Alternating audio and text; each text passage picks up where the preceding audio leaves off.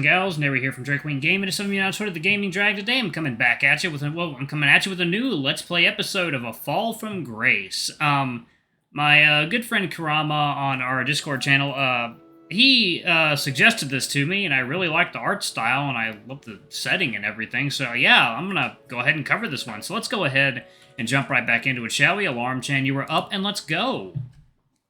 Alrighty. Okay. What do we have here? Oh, that's cool. Okay. Alright. And checkmate. I win. It's not fair. You're so much better at this game than I am. Oh, Cedric, you can't be good at everything. Besides, you did fine today. A worthy effort indeed. That's easy for you to say. You've just won. Cedric folded his arms angrily as he turned to look the other way from where his friend Victor was seated. The two kids were resting in a shady spot in a large garden that stretched out behind Cedric's family home. The chess match had taken up much of the afternoon, and by now the sun was beginning to set, soaking everything with a beautiful orange light. The small lake, the various trees, garden follies, and statues had an almost magical look to them, as if they were friendly spirits gently watching over the two. Come on, you have many other talents. Such as... You're a great artist. I've seen your sketches. They're absolutely fantastic. The one you drew for my dad was amazing. You're just saying that. I'm serious. He's still got that hanging on the wall above his bed. There was a short pause as Cedric smiled at Victor's kind words. Thanks, I really appreciate it, although I know my parents would not agree with you one bit. Your parents are wrong about a lot of things. Art's one of your great talents. Being pedantic is another. Oh, shut up. The two laughed as Cedric got up and stretched a little before gazing towards the setting sun. Your garden looks so beautiful today. Cedric was only half listening and turned to face the fox a few seconds later. You know, it's not fair my family has all this. When we're older, I'm going to make sure you're given half of this property at least. Victor let out a slightly melancholy chuckle. Don't make promises you can't keep, you rascal. I mean it. You're my best friend, and I'd give you everything I have if I could. I'd love to see your family live in a home as lavish as mine. Well, I might be foolish, but I still believe in miracles. Victor got up, walking to where Cedric was standing, and gently held his friend's hand. Promise me you'll never leave, Vic. What? Promise me you'll always be here with me, no matter what. Where is this coming from? Of course I will. I know, I just need to hear you say it. Please, Vic. You have my word. I'll be by your side forever, Cedric. The sound of some distant fiddling reached their ears. The ball Cedric's family was hosting that evening had already begun, and the chatter of the guests could also be heard coming from the house. 1 second, y'all. Water time.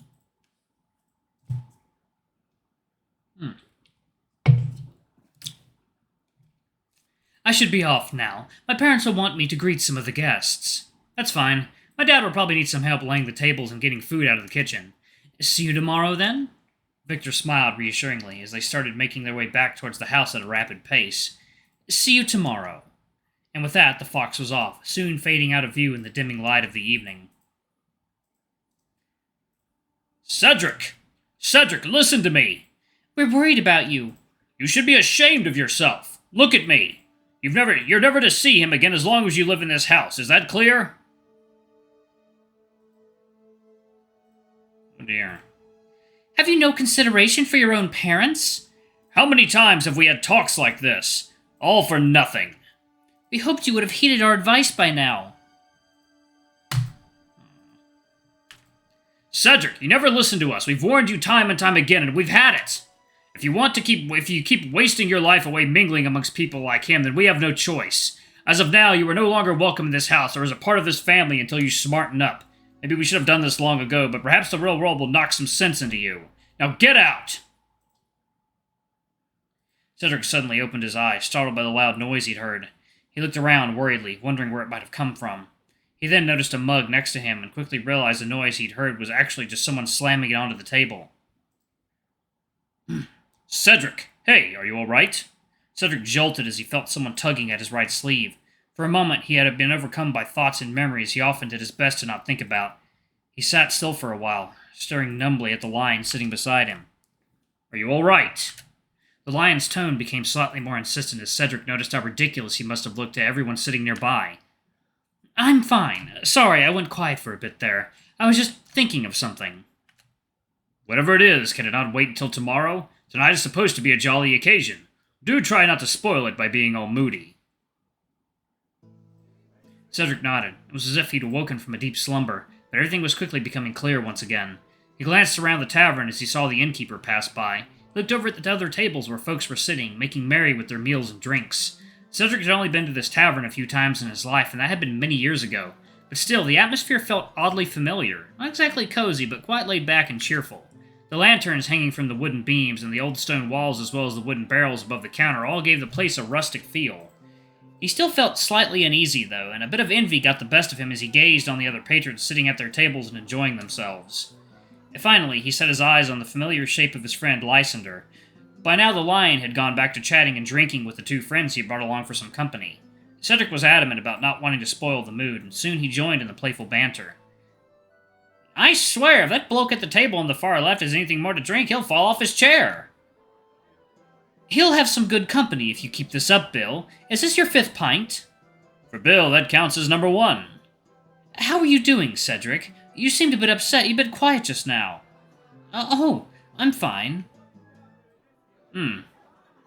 That is Cedric for you, always so glum at the worst possible time. Hey, I didn't decide to, you know what? Never mind.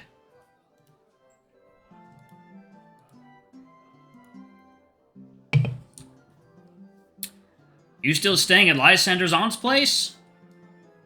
Since his parents kicked him out, yes. Cedric scowled as the others laughed.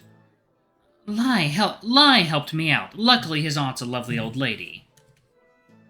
It was the least I could do, considering the blame for the whole endeavor falls upon me. What do you mean? Well, you fellows know I am not the best at saving money. Cedric is of a similar disposition, and his parents got tired of it. Oh, I see. You're lucky your folks are as rich as they are, liar. You might be in a comparable situation. Huh. No need to lecture me, Jack. Cedric is already good enough at that. Hey! If there's one thing Cedric didn't like about Lysander, it was the fact that he didn't know when to ease off the insults, even if it was all in good fun. But overall, he was a pleasant person to be around, and Cedric was very grateful to him for his assistance since he essentially had become homeless. The last few months had been tough for him, but Lysander had been there to help him through thick and thin. Before he could lose himself to his thoughts again, he focused back on the conversation at hand, which had turned towards drinking games. This one in particular was a favorite amongst the group, giving each other dares that would normally be simple if they weren't all so drunk. Cedric, it's your turn. All right, Jack, run around the table 3 times. Sure. Jack was already beginning to slur his words slightly, all the more reason it would be funny to see him try and run around in a circle. Ha ha ha! That's way too tame, Cedric. Be nasty. Cedric simply cannot be nasty. It goes against his sweet and caring nature. Well, someone's in love. Jack was stumbling around the table and almost lost his balance after saying that, much to the amusement of everyone. Lysander, however, had seemed to go a bit more red in the face at the comment. Your turn now, Bill. Very well, then. Lie. Ha! I should have known you would choose me. What sort of Herculean task must I accomplish this time? If you like Cedric so much, I want to see you kiss him. Jack fell onto his chair after completing his task. Whew, that's a good one. The color seemed to suddenly leave Lysander's face as he sat there in shock. He began to collect himself quickly, however, and crossed his arms angrily. That's silly and immature, and I'm not going to do it. Come on, Ly, since when were you concerned about being mature? Shut up, Bill, I'm not doing this. Think of another one. Things were beginning to grow a little tense, and Cedric tried to alleviate the thickening atmosphere. It's like, water time. Alright, guys and gals, and we are back. Let's jump right back into it, shall we? Okay. It's alright, Lysander. It's just a game. Yes, only a game. Okay. It's disgusting, that's what it is. I'm a man, not some sort of silly girl you think you can make fun of. Not even a kiss on the cheek? That's perfectly acceptable. Be a good sport. At this point, Lysander's face had seemed to grow even hotter. Whether it was from embarrassment or anger, the boys couldn't tell. Fine! Lysander quickly leaned in and gave Cedric the lightest kisses on the cheek. So light, in fact, Cedric almost didn't feel the lion touch him at all. One second. I am going to freaking hit that. There we go. Perfect. Okay. That is fully muted, I guess. Okay. Alright. So light, in fact, Cedric almost didn't feel the lion touch him at all. The others cheered and had a good laugh, while Lysander looked somewhat relieved, but still very uneasy. Happy now, you perverts? Your turn next, Ly. You've earned it. Lysander let out a sigh and allowed that familiar spark of mischief from earlier in the evening to return to his eyes. Very well, Jack. I want you to do the same thing to Bill. The rest of the evening seemed to fly by as the group passed the time joking, drinking, and enjoying themselves. The slightly tense moment had soon been forgotten about, and Lysander was at ease being his usual boisterous self again. It was only when the innkeeper told them he was closing that they finally got up from their table and clumsily made their way towards the door. The streets were quiet and deserted as the friends made their way home. Bill and Jack's homes were closest, while Lysander and Cedric had to get to the other side of town to reach theirs. It wasn't a very long walk, as the town was on the smaller side, bigger than any village close by, but nothing compared to the larger towns further east. They were walking through one of the wealthier neighborhoods, which had a few old houses scattered here and there, but consisted mostly of buildings that had been redecorated or entirely rebuilt in the last 100 years or so. Cedric often thought that was a bit of a shame, as the old Tudor houses had a certain charm the newer buildings were lacking entirely. The streets were also lit by rows of hanging lanterns, which the town had been gifted by some wealthy visitor many years before. These were beloved by everyone as they helped make the whole place look unique and even slightly oriental. More importantly, they also helped keep the streets safer at night. We are going this way, you drunkards. The lion gestured towards the side street, as neither Bill nor Jack seemed to realize exactly where they were headed. In fact, they were all completely drunk and heading in the wrong direction, including the ever-confident Lysander. Oh yes, home is that way. It is? The others chuckled as they took the side street. The dares were funny, you can't change my mind. Jack tried to say something, but the slurred sounds that came out of his mouth were not easy to interpret. You're quite fond of them, aren't you, Bill? They just get everyone to loosen up a bit, except a certain lion I know.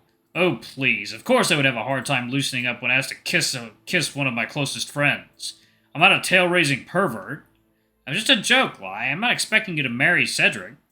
Cedric didn't get many dares. Yeah, we went easy on him tonight. Huh. Uh-oh. Ugh.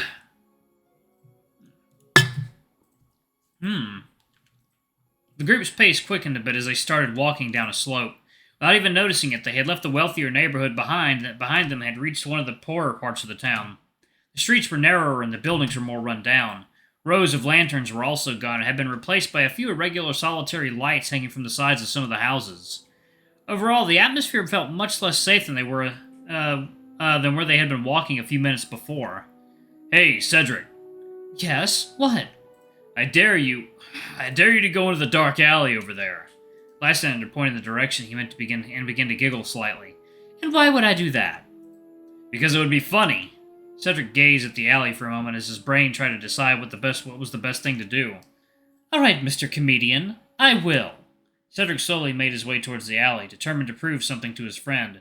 What that something was hadn't quite made itself entirely clear, however, and he began to hesitate as he got closer. Come on, you can do it. Go on, you chicken. Yep. Alright, y'all, and I'm actually going to pause it right there. We're going to see what happens when he walks into that dark alley in the next video.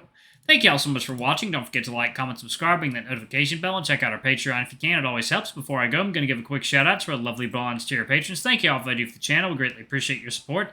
Thank you to our silver tier patron, Cade Silver, and thank you for going above and beyond. It's greatly appreciated. Thanks to our 2 gold tier patrons, Zeke and Toby. Y'all are awesome. We love you. Thank you for subbing to Ultimate Tier. Anyway, if y'all want to get your names in the credits, get access to all of our not safe for work contents as little as $5. Alrighty, I love you all, and I'll see you on the next video. Bye-bye!